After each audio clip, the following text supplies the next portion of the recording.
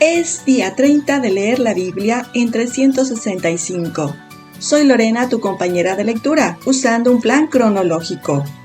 Bienvenido al podcast de Alrededor de mi Mesa. Hoy iniciamos con el libro de Éxodo, 400 años después de lo que leímos ayer en Génesis. Si te ha gustado la combinación de este podcast, por favor, danos un me gusta, recuerda suscribirte y gracias por participar con nosotros en esta meta y misión de alcanzar personas apasionadas por la palabra de Dios, donde nuestra fe es fortalecida y equipada. Esperemos estés emocionada en iniciar este asombroso libro. El libro de Éxodo comienza con los descendientes de Jacob que abandonaron Canaán para vivir en Egipto como una nación de apenas 70 personas. Eso lo leímos en Génesis 46. Aparentemente estas 70 personas estarían simbolizando las 70 naciones que surgieron de Noé. Desmenucemos juntos lo descrito en Éxodo capítulo 1. Versículos del 1 al 5. Los hijos de Israel, o sea Jacob, que se trasladaron a Egipto con él fueron Rubén, Simeón, Leví, Judá, Isaacar, Zabulón, Benjamín, Dan, Neftalí, Gad, Aser y José. José y todos sus hermanos murieron, pero sus hijos se multiplicaron y se hicieron muy fuertes, de modo que la tierra se llenó de ellos. Debido a que Dios fue fiel, cumplió su pacto al multiplicar a los judíos hasta que fueran tan numerosos como las estrellas. Esto cumplió una promesa que Dios le hizo a Abraham. Y lo llevó fuera y le dijo, mira ahora el cielo y cuenta las estrellas si las puedes contar. Y le dijo, así será tu descendencia. Eso lo leímos en Génesis 15. He aquí que te bendeciré grandemente y multiplicaré tu descendencia como las estrellas del cielo y como la arena que está a la orilla del mar, y tu descendencia poseerá las puertas de sus enemigos. Eso lo leímos en Génesis 22. Esto también cumplió la promesa similar de Dios a Isaac. Eso lo leímos en Génesis 26. Y también cumplió su promesa a Jacob. Eso lo leímos en Génesis 28. Versículos del 8 al 11. Mientras Dios bendecía a los judíos, un nuevo faraón en Egipto temía que se aliaran con los enemigos de Egipto, muy probablemente los hititas al norte. El faraón obligó a los hijos de Israel a ser esclavos, puso capataces sobre ellos y los sometió a trabajos forzados. Versículos del 12 al 14. Construyeron las ciudades de Pitón y Ramses, y el faraón les hizo sufrir con duro trabajo haciendo barro y ladrillo, y en toda clase de trabajos del campo. El faraón fue despiadado, pero a pesar de todo, los israelitas se multiplicaron aún más. El faraón no pudo anular las bendiciones que Dios había puesto sobre su pueblo. Versículos del 15 al 17. Después de que los trabajos forzados no lograron reducir el número de judíos, el faraón concibió un malvado plan para matar a los niños hebreos. Recurrió a ordenar a las parteras que mataran a todos los bebés judíos varones al nacer. Versículos del 18 al 22. Pero las parteras temieron a Dios y se negaron a obedecer. Cuando les preguntaron por qué no habían matado a los bebés varones, le dijeron al faraón que las mujeres hebreas eran demasiado rápidas y estaban dando a luz a sus hijos antes de que pudieran llegar. Dios bendijo a las parteras por su decisión. Luego el faraón ordenó a todo su pueblo que arrojara a los niños hebreos varones. Sí, los arrojara al río Nilo si los descubrían. Desmenucemos juntos lo descrito en Éxodo capítulo 2, versículos del 1 al 10.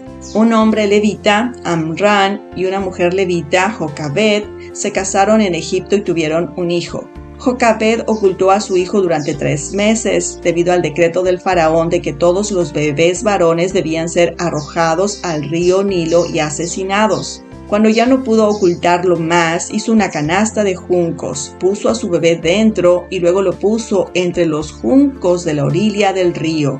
La hija de Jocabed, Miriam, observaba la canasta desde lejos. La hija del faraón fue a la orilla del río para bañarse y encontró al bebé llorando en la canasta. Lo reconoció como un niño hebreo y tuvo compasión de él. Miriam le preguntó a la hija del faraón si quería que ella buscara una mujer hebrea para amamantar al bebé, y cuando ella le dijo que sí, Miriam fue y consiguió a Jocabed para el trabajo, sí, precisamente a la madre de Moisés. La hija del faraón llamó al niño Moisés porque ella lo sacó del agua. Versículos del 11 al 15. Ya de adulto, Dios puso a prueba el corazón de Moisés al mostrarle el sufrimiento de los judíos bajo su familia adoptiva. Moisés reaccionó con ira matando a un egipcio. Al día siguiente, para su sorpresa, se entera que el asesinato que trató de ocultar es conocido entre los israelitas. Cuando Faraón descubrió lo que Moisés había hecho, quiso matarlo. Así que Moisés huyó a la tierra de Madián, donde Dios lo prepararía para su llamado.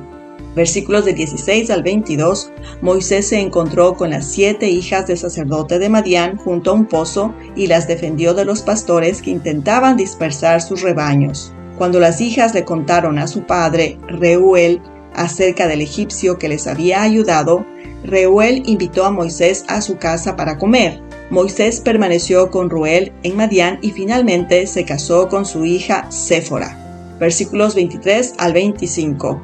El faraón de Egipto murió y fue reemplazado por uno nuevo, pero no ofreció ningún alivio a los hebreos esclavizados. Dios escuchó el gemido de su pueblo y se acordó de su pacto con Abraham, Isaac y Jacob. La palabra se acordó, como ya dijimos en la historia de Noé, no significa que Dios se había olvidado de los judíos. Más bien significa que Dios volvió su atención hacia ellos cuando su cautiverio, predicho 400 años antes, estaba llegando a su fin. Ahora desmenucemos juntos lo descrito en Éxodo 3, versículos del 1 al 3. A los 80 años, después de pasar 40 años criando ovejas en el desierto, Dios le llevó a Moisés a la cima del monte Horeb, también llamado Sinaí. Dios había transformado a Moisés de ser un poderoso príncipe de Egipto a un humilde pastor. Versículos del 4 al 5. Moisés vio una zarza que estaba en llamas, pero no se carbonizaba ni se quemaba. Dios llamó a Moisés desde dentro de la zarza ardiente. En la Biblia, con frecuencia, Dios llamó a las personas por su nombre 2 veces, como por ejemplo, Abraham, Abraham. Podría hacer esto para denotar importancia o urgencia. Después de su llamado similar a Abraham, Abraham respondió, aquí estoy. Eso lo leímos en Génesis 22. De la misma manera, después de un llamado similar a Jacob, en un sueño respondió, aquí estoy. Eso lo leímos en Génesis 31. La frase aquí estoy es una sola palabra en hebreo y no la voy a pronunciar. Pero lo importante es su significado. Aquí estoy, listo para escuchar, listo para responder, listo para obedecer. Ese es su significado. Versículo 6. Dios llamó a Moisés desde la zarza y le dijo que se quitara las sandalias porque estaba parado en tierra santa. Dios se identificó ante Moisés como el Dios de su padre Abraham, Isaac y Jacob, trayendo a la memoria el pacto que hizo con ellos. A este punto, Moisés cubre su rostro. No podía soportar la brillantez y sintió una alarma repentina. Y su reacción fue adorar voluntariamente la majestad de Dios al verla. Era necesario que la mente de Moisés se conmoviera e impresionara con sentimientos de reverencia para que estuviera más dispuesto a obedecer.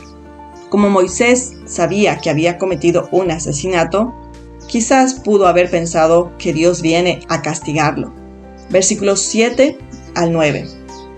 Dios le dijo a Moisés que planeaba liberar a Israel de sus opresores egipcios y llevarlos a Canaán, una tierra que fluye leche y miel. Pero aquí Dios está mostrando su misericordia y su fidelidad para con su pueblo. No ha venido a castigar a Moisés. Versículos del 10 al 12. Dios le dijo a Moisés que él sería su representante ante el faraón, pero Moisés no estaba seguro de su capacidad para hacer el trabajo. Moisés dudaba de que alguien lo escuchara, ya lo habían rechazado una vez. ¿Por qué lo tratarían de una manera diferente ahora? Sin embargo, en lugar de criticar la falta de fe de Moisés, Dios lo animó. prometiéndole que estaría con él y que sacaría a Israel de Egipto y los llevaría a la misma montaña en la que estaban conversando. Versículos 13 y 14. Cuando Moisés le preguntó a Dios qué nombre debería usar para referirse a él, Dios le dijo: Yo soy el que soy.